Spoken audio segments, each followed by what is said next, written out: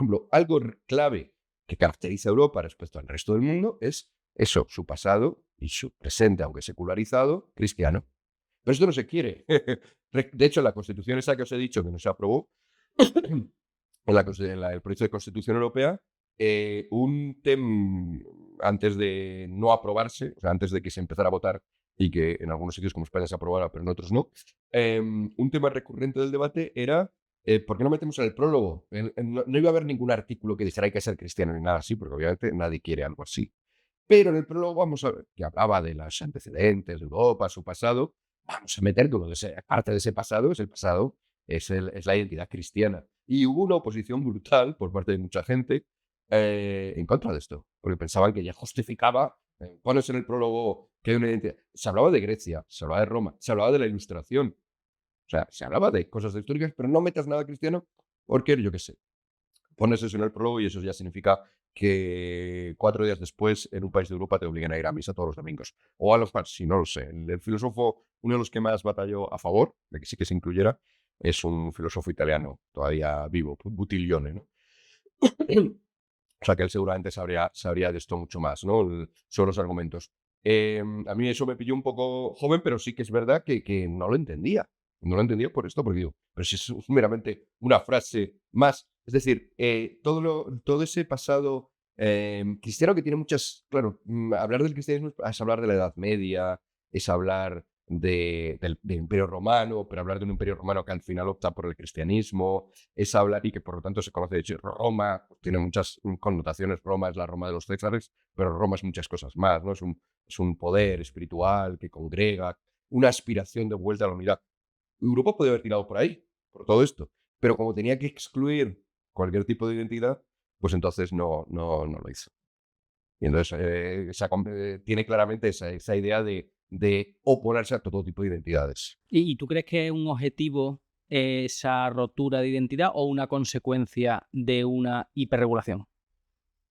Son las dos cosas, o sea, es un objetivo y luego a medida que se va implantando la Unión Europea, sus regulaciones y su dinero, la cantidad de dinero para hacer cosas que tiene, pues con eso consigues que salga ya cada vez más gente partidaria de eso. Mm. Hay un Miguel Núñez, un joven pensador portugués, también del ámbito de la nueva derecha, al que he tenido la suerte de conocer en algunos de los actos que se celebran, bueno, pues para pensar estas cosas. Y él tiene esta tesis, ¿no? De que sí que ya se ha creado, en Europa ya hemos creado una nación más, una nación de los que son serían los cosmopolistaníes. Eso de Bruselas, ¿qué te digo, no? Cosmopolistán, él lo llama Cosmopolistán, ¿no?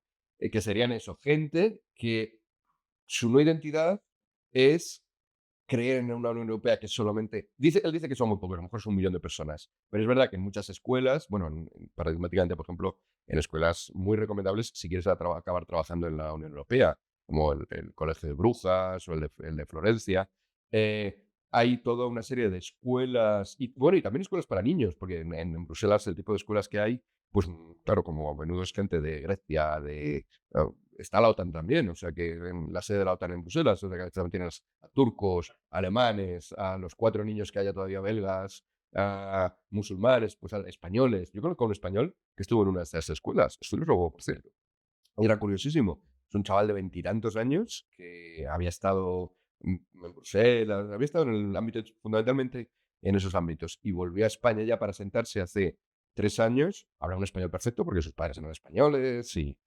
pero no conocía nada de la historia. Eso era un fenómeno muy raro. Le decías Felipe González y no tenía ni idea de quién era. O sea, era como si dijeras Antonio Fernández. O sea, entonces, es gente absolutamente. Y este chaval, a ver, pero obviamente ahora está cambiando o sea, que obviamente hay posibilidad de redención. Pero este chaval era un ejemplo perfecto de esto que decimos, ¿no? Era un cosmopolistaní. Era un chaval que sí que conocía bien las regulaciones, conocía bien lo que es la Unión Europea, conocía mucho de muchos países, conocía mucho de muchas culturas, obviamente, pero no tenía una de referencia, o la tenía de una manera más oscura, solo a través de sus padres y pudiendo volver ahora porque su madre vivía aquí, y entonces eso ya sí que le ha permitido, pues, entrar un poco en lo que es ser español. ¿no? Ser español, o sea, que obviamente, ya digo, que tampoco se lo quito del todo, porque tenía como bueno, es un poco como lo de San Agustín, ¿no? Que no me buscaríais si no me hubierais encontrado, ¿no? O sea, todos tenemos, cuando buscamos algo, ya tenemos en parte eso dentro, porque si no, no lo buscamos, no sabríamos qué buscar. O sea, él tenía algo, pero algo muy, muy diluido. Bueno, pues estos cosmopolitas, él es el caso raro, la mayoría están encantados de que haya un espacio geográfico, político en el mundo de 500 millones de personas, la Unión Europea, donde en realidad los que saben gobernar, los que pueden gobernarla son ellos. Este grupo de 1 millón y donde para hacer algo bien tienes que convencer, o sea, para tirar algo para adelante tienes que convencer a este 1 millón de personas que son los que copan la Comisión Europea, son los que copan el Parlamento, son los que copan todas las instituciones importantes. Y con los cuales te entiendes perfectamente porque tienes estos principios totalmente asumidos y comunes, ¿no? O sea, son en el fondo, paradójicamente, una nación, lo que sé. Es decir, una entidad política que puede hacer cosas sin demasiados conflictos entre ellos, ¿no? Y desde ahí lo que quieren es irnos desnacionalizando los demás, porque tú sabes que los demás sí que tienen problemas. Va un españolito a Bruselas de diputado o de asesor y resulta que sí que le interesa lo que pase con el patrimonio de España. O va un italiano y resulta que sí le interesa lo que le pase, no solo el patrimonio, sino a lo mejor hasta la lengua italiana o la lengua española, o no digamos ya las iglesias románicas, que resulta que si dejan de ser iglesias y empiezan a ser museos o empiezan a ser auditorios de música, ya no son realmente lo que eran las iglesias románicas, lo que también te interesa que sigan siendo iglesias, te empieza a interesar el cristianismo, un montón de cosas que ya digo que ellos ya han superado. O sea que este es el conflicto. Pero ¿no crees que están los como, ¿cómo se decía? Como Cosmopolistaníes. Eso.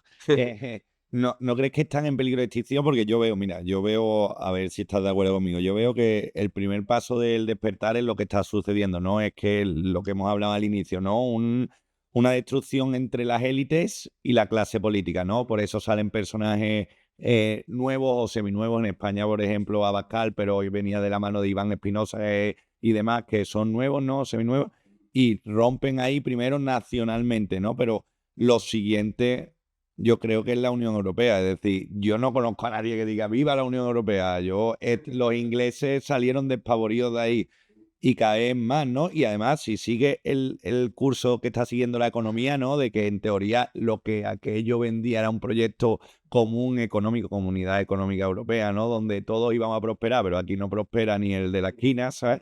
Pues eso va a ser el siguiente, que él va a mirar al pueblo, va a decir, esta gente vive en... Bueno, eso que estás previendo, en buena parte ya es una realidad. Es decir, es verdad que las derechas alternativas están divididas en 3 grupos políticos distintos en Europa, ¿no? Bueno, si queréis luego hablamos de ello, pero porque es muy difícil coordinarlas por una cuestión obvia, que está clara en la propia definición. Es decir, son derechas patrióticas, dan mucha importancia a su patria y muchas patrias europeas han tenido enfrentamientos. En España somos relativamente inconscientes de ello, porque nuestras fronteras han sido relativamente estables en los últimos 500 años. Es verdad que hemos perdido un poco, bueno, pues Perpiñán y Olivenza se lo quitamos a los portugueses, pero básicamente llevamos 500 años con unas fronteras peninsulares, es verdad que en el Imperio no, básicamente, o sea, la parte europea bastante inamovibles. En la mayor parte de Europa esto no es así. Entonces hay agravios de todo tipo. Y por cosas que pasan, pues resulta que los rumanos y los húngaros no pueden estar. Es muy difícil que dos derechas patrióticas rumanas y húngaras estén en el mismo grupo, porque resulta pues, que después de la Primera Guerra Mundial, es decir, hace nada, hace 100 y pico años, pues cogieron una parte importante de Hungría y de gente que hablaba húngaro y la metieron en Rumanía. Y entonces, bueno, pues hay una minoría ahí que vota, de hecho, en Hungría y que, bueno, tienes ahí un problema y es difícil coordinar, es difícil coordinar.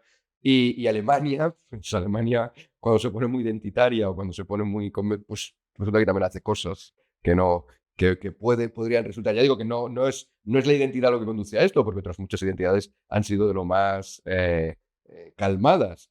Pero es verdad que a veces, sí, a veces puedes llegar a esa situación. En el caso de Alemania ha habido experiencias no del todo gratas y por tanto también es difícil juntarte con partidos patrióticos alemanes para muchos europeos, etcétera, etcétera, ¿no? Podríamos seguir.